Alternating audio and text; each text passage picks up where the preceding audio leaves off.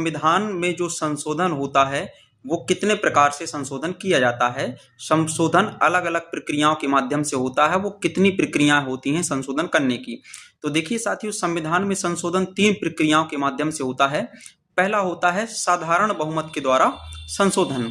तो साथियों, जो साधारण बहुमत के द्वारा संविधान में संशोधन होता है वो होता है संसद में उपस्थित कुल सदस्यों का 50% प्लस 1।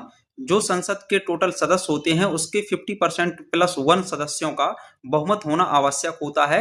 और इस प्रकार के संशोधन को साथियों आर्टिकल 368 के तहत संशोधन नहीं माना जाता है।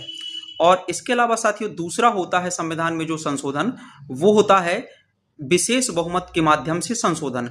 अब विशेष बहुमत से संशोधन किस प्रकार से होता है, इसको साथियों आर्टिकल 368 के द्वारा किया जाता है। विशेष बहुमत में संसद के सभी सदस्यों का बहुमत लगता है और इसके साथ साथ में प्रत्येक सदन से उपस्थित और मतदान करने वाले सदस्यों का 2/3 बहुमत होना आवश्यक होता है। तो ये दूसरी विधि हो गई। और तीसरी प्रक्रिया होती है साथियों विशेष बहुमत प्लस आधे राज्यों के विधानमंडल की सहमति से।